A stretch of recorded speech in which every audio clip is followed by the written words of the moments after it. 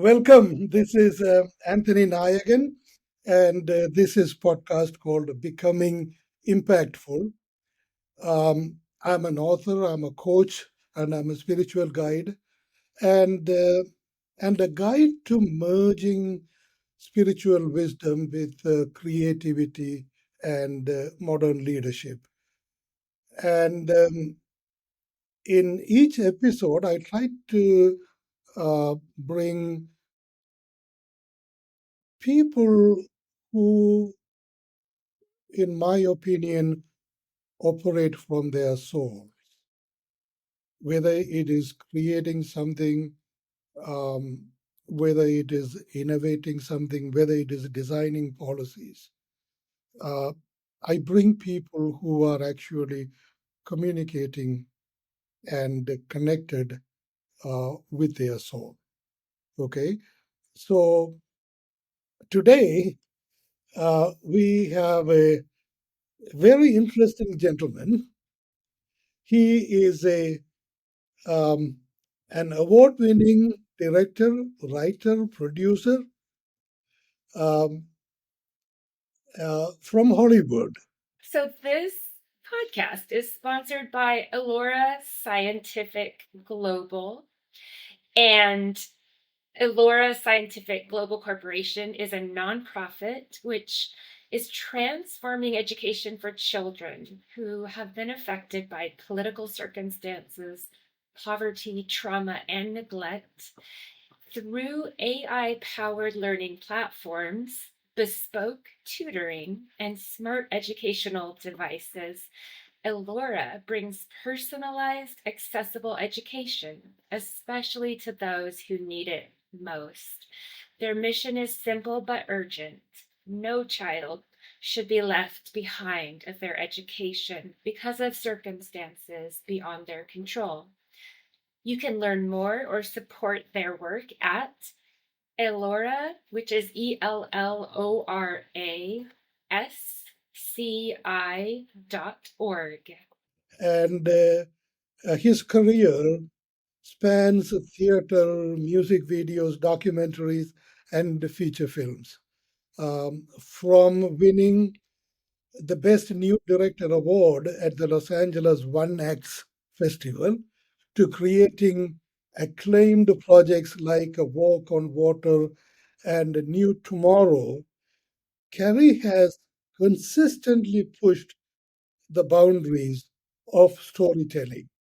So today we are going to talk a lot about uh, how he tells stories and how his stories are so authentic. And now that is a subject we are going to go deeper into.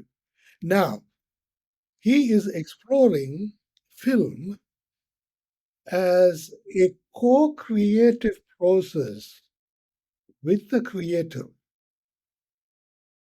weaving quantum entanglement, mysteries, and visions as he encounters his soul into every stage of filmmaking.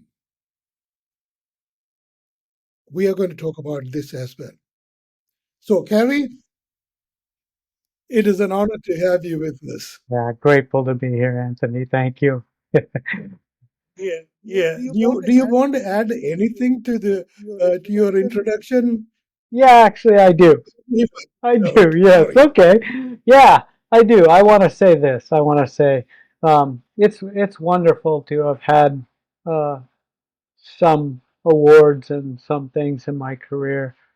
But there's also awakening to what's now that's really, really vital and important to me, and that is, as you said at the end of that of my introduction, is about creating from the soul, but doing that with a group of people. And although that may sound very spiritual, and it is, at the same time, stories are not necessarily um, needed to be so heavy with that or anything. We my current project, Sing Your Song, is just an engaging piece, but there's a lot of layers to it, and I think that's really an important thing to talk about storytelling creativity from the soul. It can sound almost like um, there's meant to be some grand message, but at the same time, people are moved by story, and if you layer it right, those awakenings happen, and that's my work now, is to create those openings in audience through a story, and it's not so much about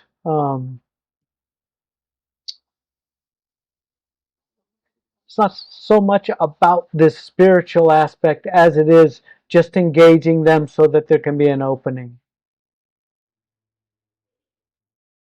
Well, interestingly enough, it is spiritual, and storytelling is spiritual. I mean, one of the greatest storytellers of all was Jesus, and but the magic of his stories. See, every time you read them, it is new. There is some newness about it all the time, you know, and that is in the art of being faithful to the mysteries as revealed to us in our soul. Yeah, you said it much better than I tried to, but at the same time, it is true. Like movies as well have this sense of perspective that differs each time you see them if they're crafted from that space of authenticity, and that is my aim now. Yeah, yeah. Being faithful to the authenticity, being faithful to the mysteries. Oh, that's awesome. That really is awesome. I mean, that is something I would, I would like to talk in great length about it, mainly because I this is one of those things that I talk to creators in my coaching all the time. How do we encounter the entanglement, and how do we remain faithful to what we witness? See, that is creativity. Yeah, I agree. You know, whereas innovation is something different. Innovation requires us to flatten what we observe, what we witness. We need to flatten it by way of observation and then create, static moments of it. So it's different. Innovation is very different. Creativity is something, is the art of being faithful to what we witnessed as a mystery. That's really what it is. And I am deeply connected and deeply appreciative about what you are doing as far as that authenticity is concerned. Thank you. Thank you. Thank you. And I for having me and for saying that. I mean, at the same time, I Mhm. think there's a lot to unpack in this because I think people tend to believe there's some sort of magic about a creator or creative people. And granted, some creative people, and I would include myself in that, kind of came out that way. But at Mm, the same time, it's really just questioning reality all the time. What is mm, mm. reality? And not for me to stay authentic is to um, It's part of being real. it's part of being real, but it's also a part about being in imagination and past the illusion. I get a sense when I'm doing something creative that I'm fully locked in on the potentials and not the workings of it. There isn't a Carrion necessarily who's who's putting perfect words together or seeing scenes that work that way. It's bigger than that. There is a questioning that is constantly happening and that's waiting for an answer. Then the answers get filled, but not in my human time or in my human forms decided time, if that makes any sense. Yeah, yeah. Well, let me ask you. I mean, see, commercialism is a reality in Hollywood. Whether it's Hollywood or New York, it doesn't matter. In your industry, it's it's it's rather overwhelming. And in this environment, your career spanned across theater, music videos, documentaries, feature films.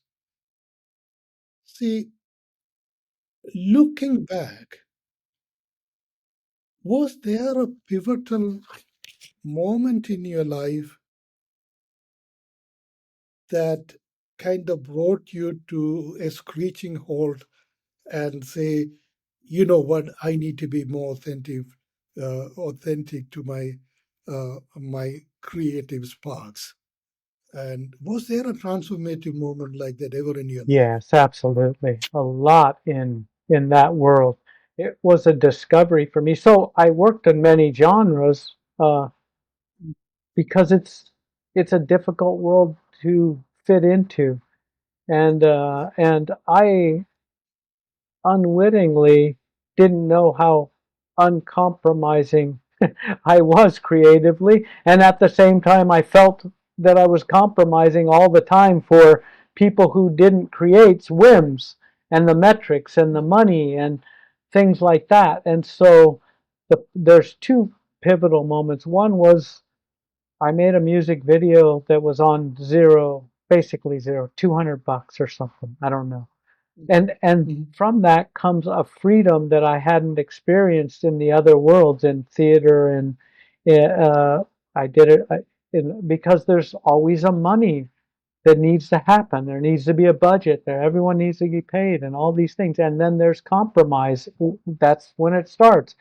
But when you're free to Mhm. do whatever it is in the moment, because you, no one's got any expectations with this. It went on and Yeah. won an award from a prestigious Mm, organization, the American Cinematheque.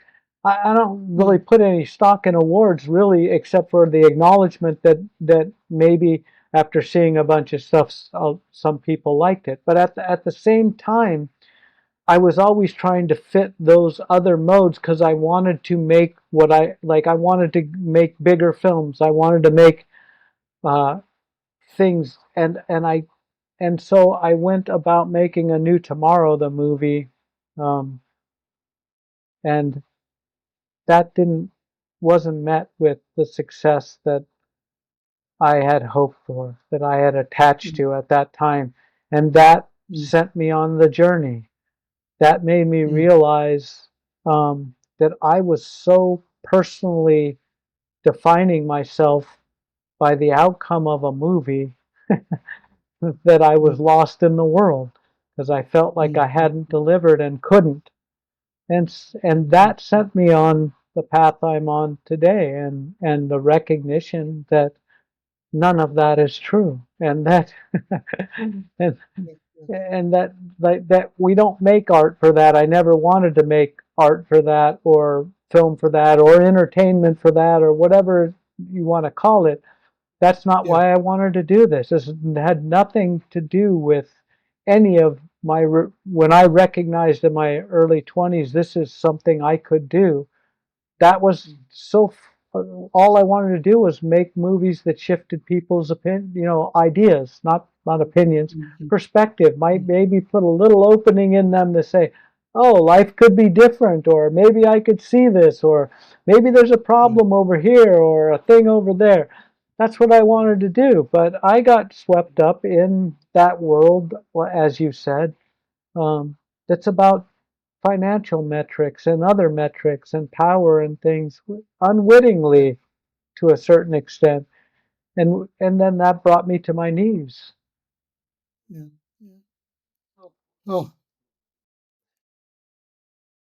along the line, let me ask you another question, and I want to ask you specifically about your project, the Walk on Water. Okay. Um, That that project touched on many things, from autism to surfing to environmental issues. Tell me or describe to me, please, what was that spark in you? What did you witness? And how did you come up with combining all these themes to communicate a very profound, powerful message, Mm, in my opinion? thanks. What was that? Well, you know, when you go somewhere and something happens. So what Mhm, happened prior to that project was I was invited by my friend who was the cinematographer on that, and we co-directed the project together.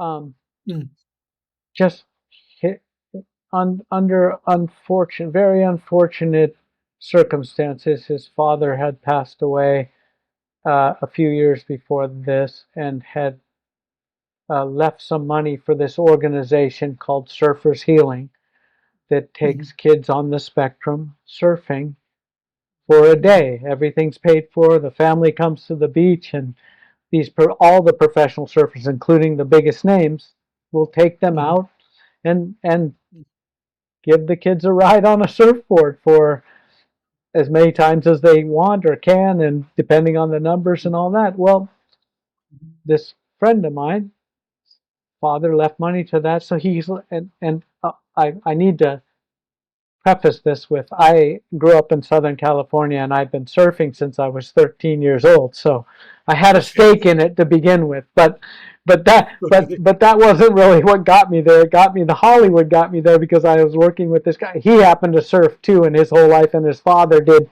So that's why he left the money. But he invited me to this event, and it was in Malibu, and it was the famous surf beach, and I just went to watch because he was telling me how great this was, and it was the first one that his father had sponsored. His father's estate had sponsored, and Mhm, so I just showed up to see, and I was watching the most incredible thing I think to that point in my life I had actually seen, where these kids who are nonverbal, many of them, who have no understanding of social clues, are getting picked up by a professional surfer, put on a surfboard, paddled out, and they're sitting in the water incredibly calm. The motion wow. of the ocean was moving them, and they were just calm. And then they'd turn around and ride a wave, and they were ecstatic. They came to shore, changed in a way, although it's probably not that perceptible, but that moment that they came to shore, you saw it. And Mhm, mhm, I was just astonished.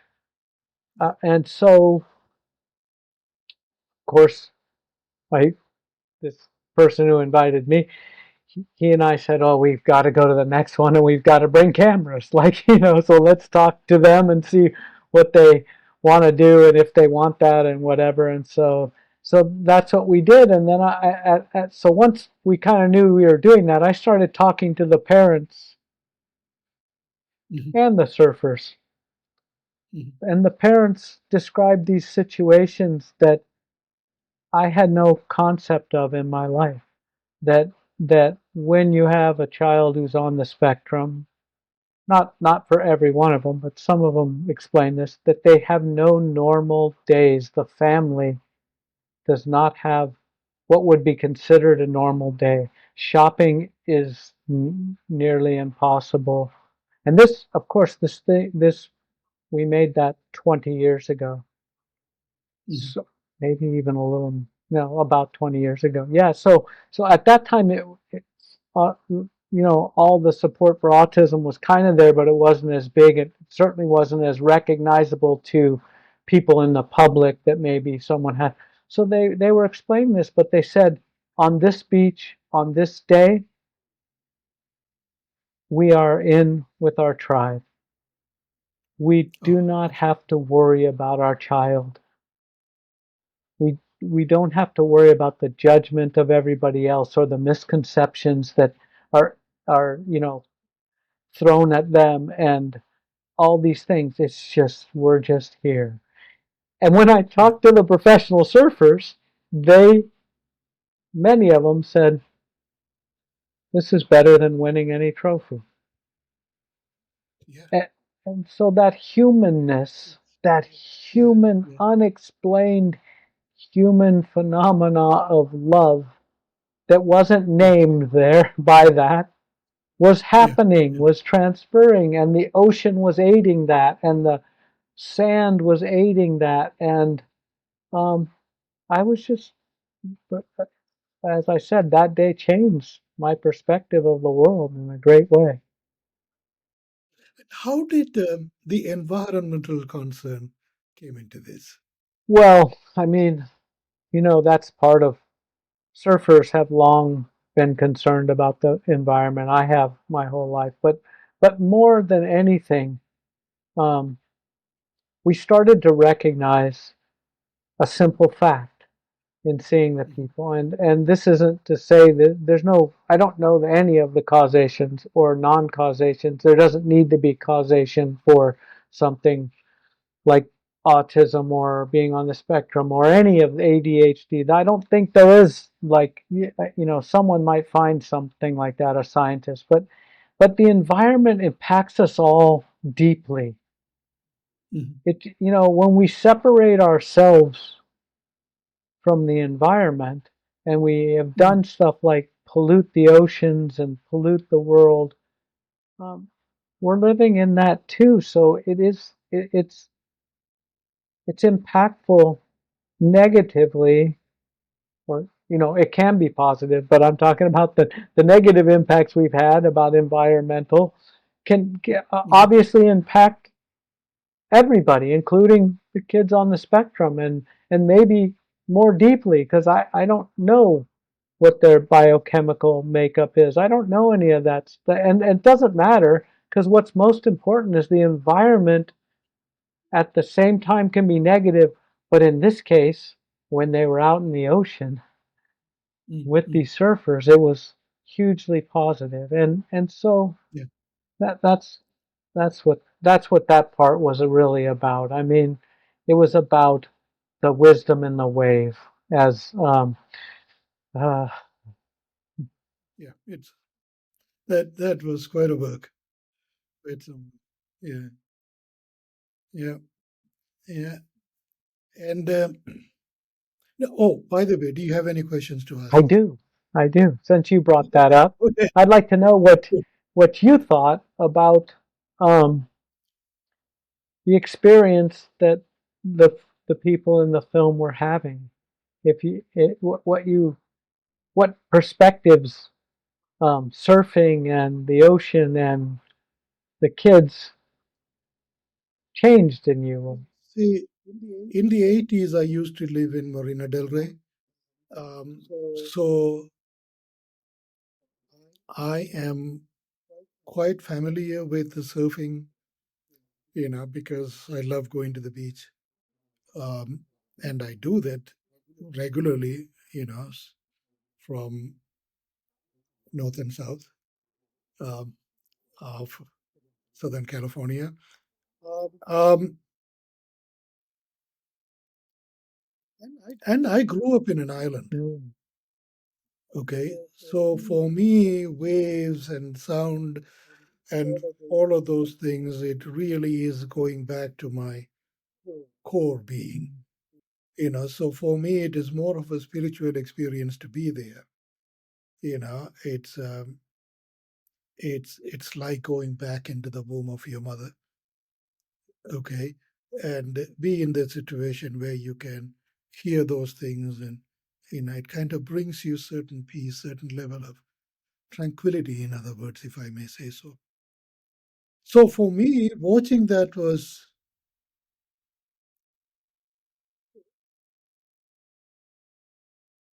soul stirring, really, if I have a um, way of saying it. But what was different about me in witnessing that project is how gifted those children are. You see, I mean, we live in a world where, in which it caters to children who can fit into certain standards. See, and we don't have a system that knows how to handle children that are exceptions.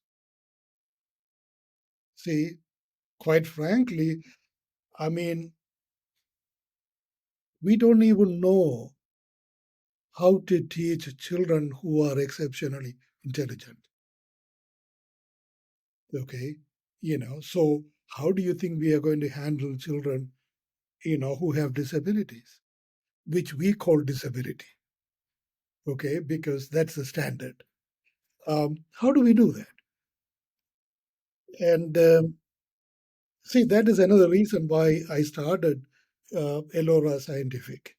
Um, is because of that. I mean, we only have a system that promotes things that can fit into a standard, through a kind of a conveyor belt we call education.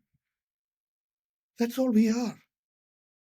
See, so for me, watching that project was very inspirational because I could directly witness, those children's what inspires them, what triggers them, what gives them joy.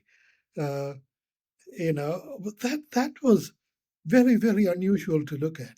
I mean, for me, even now, I'm getting quite emotional about it. Just thinking about it. Um, so that's really how that moved me. I hope I have Yeah, answered your you did. question. Yes, and I agree, and I agree with you on the education. And there's one thing I do want to say about that project that I found after the fact, but because I was on the inside out, the pairing of outcasts, because surfers are generally outcasts. Not a lot of people do it, and the Yes, perspective of many people is that there's something off about that group of people who go out there and surf big waves or whatever, you know. But yeah, but it's that sense, that sensibility to mm, challenge things and yourself that both sides had in that equation of them surfing together, and mm, and that the surfers knew yeah, the yeah, power of the ocean, because I've often said, um, when I finally realized it, surfing is meditation. When you sit fully on the surfboard waiting for a wave, there's a momentum in the ocean that calms you. And when you're in harmony with nature, riding a wave, the energy exchange is meditative. It just is. And I know most people know this just by sitting at the shoreline and sticking their feet in the water and feeling that same power. And when you're out there, it's that way. And it was just by luck and discovery that those two groups of people came together to experience that. And mm, I mm, think that synchronicity is so yeah, beautiful, you know. yeah. Yeah, It is. It is. yeah, It is. yeah. Yeah, Um, now I want to ask you, though. I have to ask you about education. I have a lot of thoughts yeah. about this. And so, Uh-huh. but actually, maybe they're not. They are thoughts about it, but they're not directly, because I kind of am like that. But I see every individual, and I mean every individual that's ever lived, human and or animal or plant, as a complete one-off.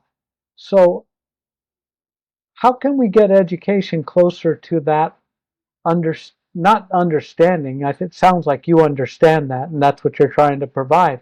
But how do we do that? How do we allow?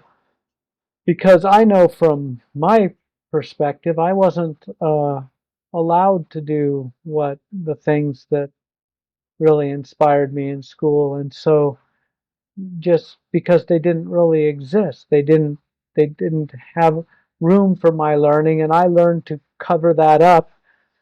And because I could learn very quickly, I just did what they asked me and daydreamed, and that Yeah. that's in a way it's a little bit of a jail sentence, although I love the daydreaming, but to be forced into it is not the greatest situation. So, uh, Yeah. yeah, Um, I was not a whole lot different either.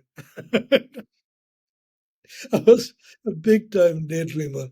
Um, because I mean, there are people who are imaginative, who are creative. Uh, we are exceptional. And even in the process of learning, we don't exhibit the same habits um, as standard children who are ready to fit into that mold. We don't. I was a terrible student to begin with. But I'm grateful because there were teachers, there were professors who identified me as somebody unique and took a personal interest in my learning. And that made a heck of a difference in my life. Now, could that be done?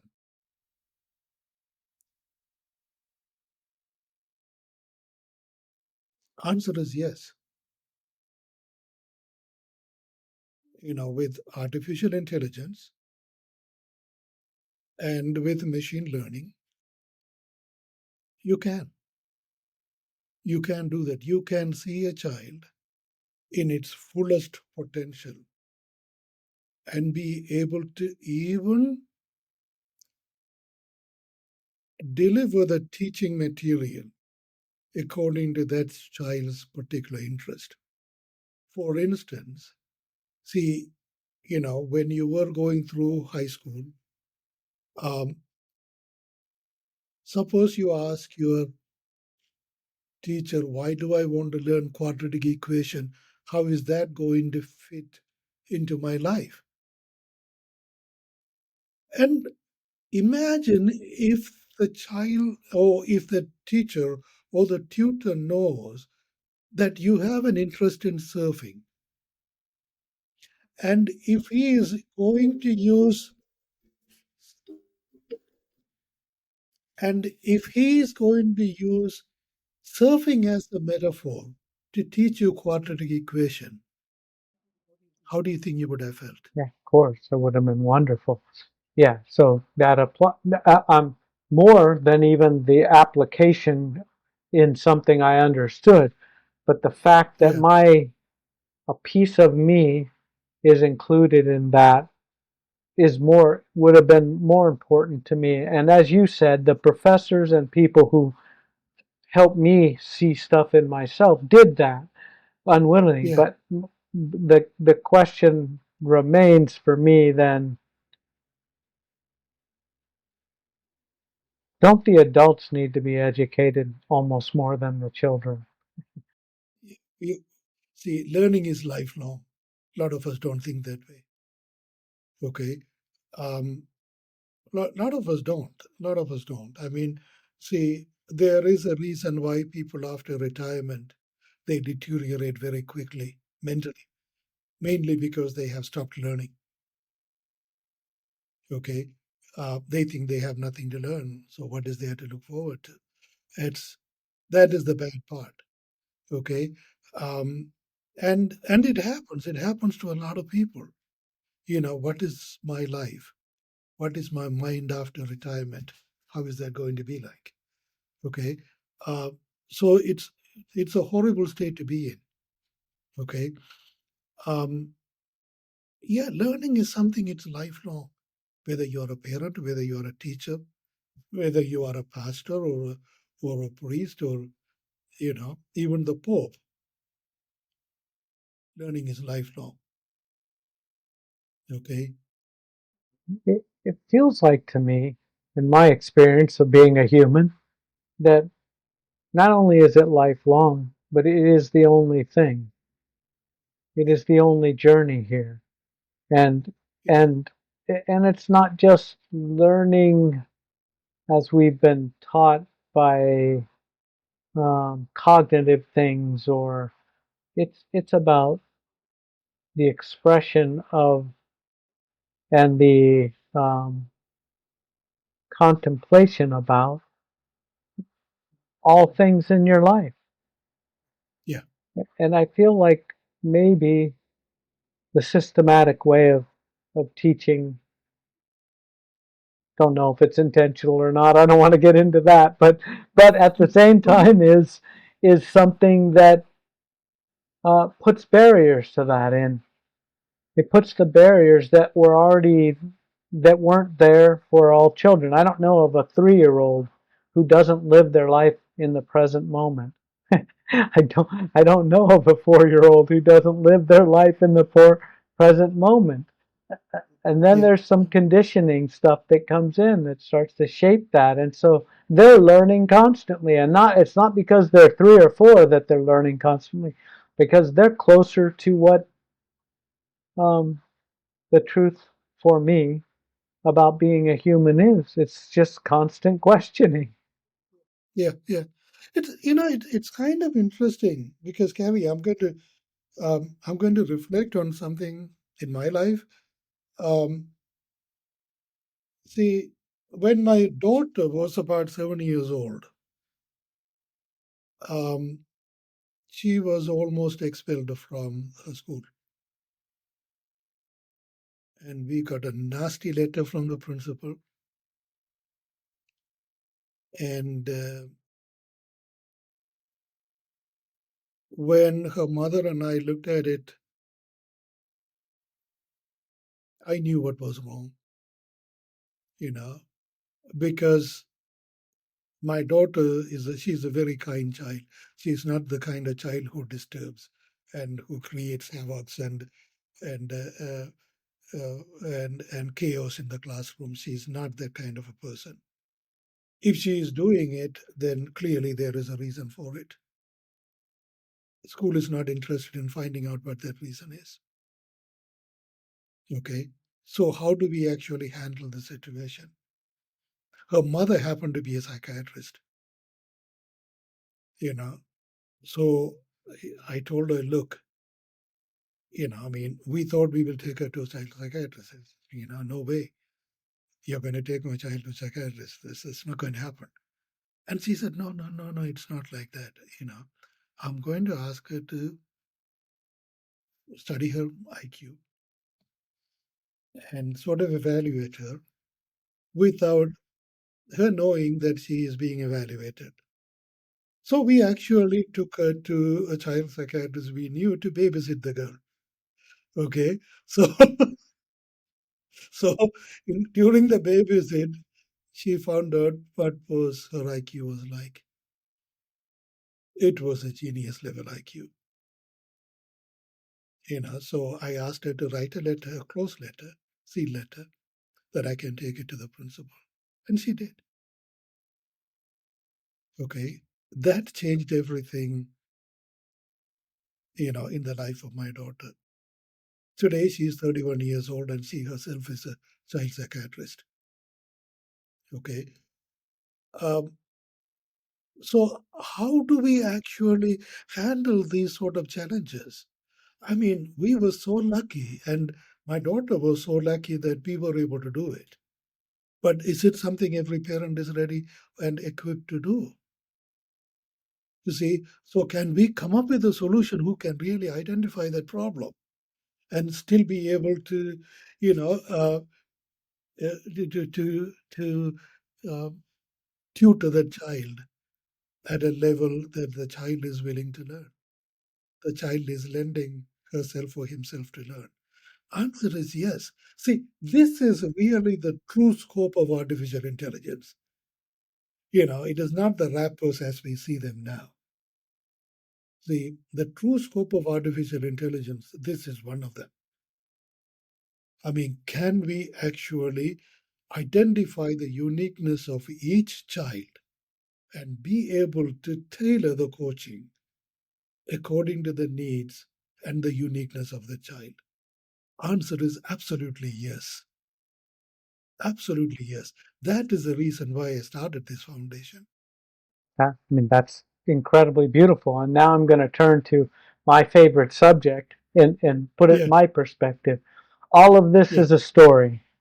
And the yes, sooner humans understand that everything is a story, and you're telling one whether you think you are or not to yourself and everybody else, then yeah, we shift the stories. So you're shifting the story by just offering the ability to do that, to find uniquenesses, to use artificial intelligence to educate children in a way. That's a shift of the story. And and talking about the pain of education your daughter went through. I had similar things, not the same, but similar pain in education is a story too. And those stories, all stories are editable, are mm, being mm, rewritten as we speak, and uh, by some people, but not there's not cultural momentum mm, behind the mm, understanding of the power of story. mm, mm, And mm. story gets this sense that no, it's it's got a false sense that it's written by extra creative people, but in reality, everyone is only telling a story. Your life is just a story about your experiences and how you perceive them and how you express that. And so, Mm. uh, one component which would be really great to your which the work you're doing is that understanding that we all are unique, and that is a Mm. story that people don't understand. They think kids at 7 are all the same. Not one of Yeah, them is the same whatsoever. yeah, yeah. No, all of us are created very uniquely. Every one of them. I mean, gosh, you take a look at a tree.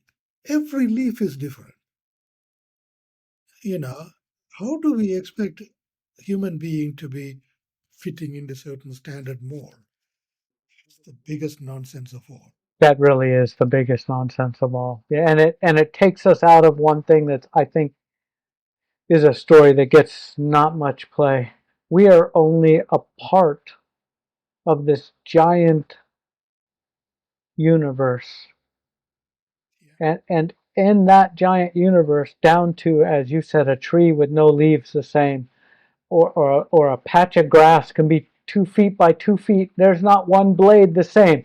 So nothing. so Yeah, why are we trying to be the same? We're yeah, not meant to be. The system doesn't support the same. It supports the unique. That's what it yeah, does. yeah. It does. It does. It does. But you see, this is where the next question is going to come from. Okay. Um, See, our social systems and um, you know, and the last couple of centuries, and even before that, it kind of molded in a Plutonian, Newtonian, kind of an order of standards and molecules moving one another and creating causations. And see, that's how we have been thinking for the last 2000 years. Okay. Here comes quantum physics. Here comes, you know, non local entanglements, with our own uniqueness and the creator himself. Okay. And see, all of that has come about. But we don't have a philosophy, we don't have metaphysics, and we don't have anything to say, all right, this is what it's going to have to be like. It's not. We are still holding on to the Newtonian paradigm. We are still thinking like the Platonian philosophy. And, even the church hasn't, done any kind of changes to it. It's still acting on that sin centric causation dogmatism.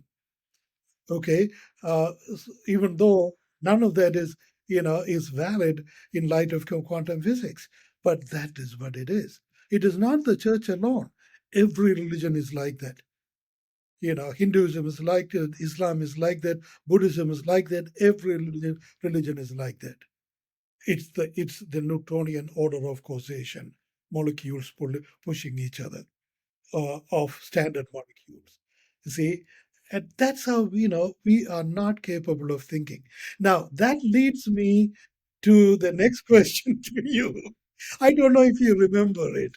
Uh, you recently wrote to me in a message that saying, that you are creating outside the current system, co-creating with the creator. The vision is to infuse that quantum entanglement in all aspects of the business model for the film you are creating. Yeah, crazy, right? Yeah, So crazy. I'm going to ask you, tell me about it. Well, one, I'm crazy, but two, let me say, I share that way with you, but Uh-huh. in reality, because I know you understand what I'm talking about, but in reality, that's all we're doing, as you mentioned, uh, quantum physics, the realities, the new realities that break up Newtonian, Plutonian ways of thinking. They're based on, it's all relational. Mhm, Everything's relational. And so, mhm, um, in terms of my own creativity, I have a relation with, you called it the creator. I call it mhm, something different. Doesn't really matter. It's something that's mhm, in me that had barriers put on through conditioning that I didn't understand. When I was able to strip them away and let the story tell itself because it's its own being. It's not me doing it, and it's also me doing it. And mhm, it's like having a seed. You water it, it grows. It's not me. Like I'm not the maker of the seed into the plant. That's not true. So I look at storytelling, all of that same way, and the business, because the business model in Hollywood is the antithesis to creativity's truth, to authentic self. Occasionally, a movie by a filmmaker will come through that is authentic. Somehow that slipped through the system, and it has nothing to do with outcomes, but people feel that. And that's what I long for. So I realize there's no way in that system for me. And so I had to think about creating something new. But here's the thing that happened, and that's quantum entanglements. I understood mhm, something as a filmmaker, that without audience, there is no film. mhm, That's just like quantum stuff. It's relational.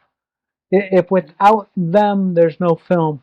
So why would I not want to include the audience from the very seed and let them help water something that turns into a plant? mhm, It's about relationships, and it's about relationships in that same way that you mentioned, through the creator, through co-creating. Many times on a film, in a film project, there'll be egos at clash. A director who wants an actor to do something and an actor who wants to do it another way. And these are simple examples.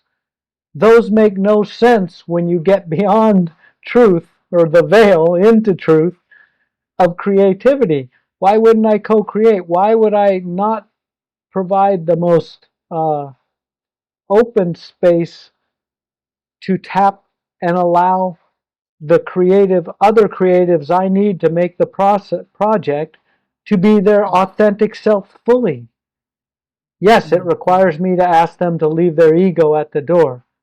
Well, that's okay. I'm willing to wait for those who want to leave their ego at the door, because I mhm, understand that. Well, that also, so that's what my thinking was, but that rolled into the business. We don't need to be manipulating and doing things that Hollywood does to make you have to see this movie or this or that. We want to take people along this journey that we're doing, sharing it with them, and let them find their most authentic self, whether that is just to watch the movie or to find a way to help get the movie made. And so that's outside of the system. That's quantum for me entanglements. This is not looking at metric based outcomes. It's looking at potentialities for everyone in the ecosystem of one movie to be at play to make that movie become from a seed, become a plant that flowers and drops on everybody that has interest in it and finds its way.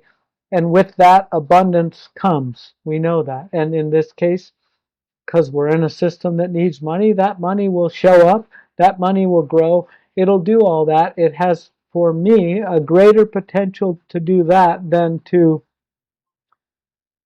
do what the old system did, which is to make something they believe the audience wants. Now, that does not mean I'm soliciting ideas from the audience. In fact, it's the opposite. No, it's supporting the vision of the creators and finding your spot in that if you're an audience member. But that Yeah. isn't about that, because no art does that. I mean, the universe doesn't do that. So, you know, Yeah. yeah. And an art that is faithful to the authenticity of its mysteries, it never fails. You know, I mean, that is what creation is all about. See, a creation has to have, I call that the quantum system, or conscious system. Can we create conscious systems? You see, that is what creativity is all about. You see, in the conscious systems, it it has to be something that communicates infinite potential, infinite multidimensional potential. Whereas innovation is not. Innovation is flat. Okay. Creation, on the other hand, if it needs to be authentic, it needs to communicate consciousness, quantum consciousness, in other words. When I say quantum consciousness, it means infinite potential of the quantum nature of it. That comes, or that evolves, when you're faithful to what you witness in your soul, in your own source of quantum being, quantum consciousness. When you become a direct witness to that, then this sort of creativity evolves. See, many people had been like that. I mean, Jesus was one example, but look at our contemporaries. You know, look at the painters, look at Da Vinci's, look at the scientists, look at the great poets, uh, you know, uh, look at Shakespeare, for instance. See, every time you read Shakespeare, it's something new. It's never a static story. You see, it's always something new. It's always another dimension you are looking into. It's always something new. See, that's how it has to be. I mean, if you create a movie, I need to come back and see it again and again and again for n number of times to truly appreciate, the quantum nature of it. Then you have a successful movie in your hand. That's true. And I'll say this because I love this about you. You always say it, the mysteries. Um, and, Yeah, and I agree with that 100%. I like to frame it in a film term. None of us know what's happening in the next frame. yeah, In life, we don't know what's happening in the next frame. And a movie that does that, that not purposefully, not manipulatively, but when it unfolds a story that the audience believes a character should do something, but the next frame they don't, that's yeah, that's quantum entanglement. That's how this works. This life works, and stories and all of the artists and the storytellers and including Jesus. You said that's what they do. They don't do the expected, and it's not out of trying to break the manipulating it. It's because that's the truth of it, of human existence, if you allow, right? Because sometimes, like even now, I don't really know what I'm going to say next.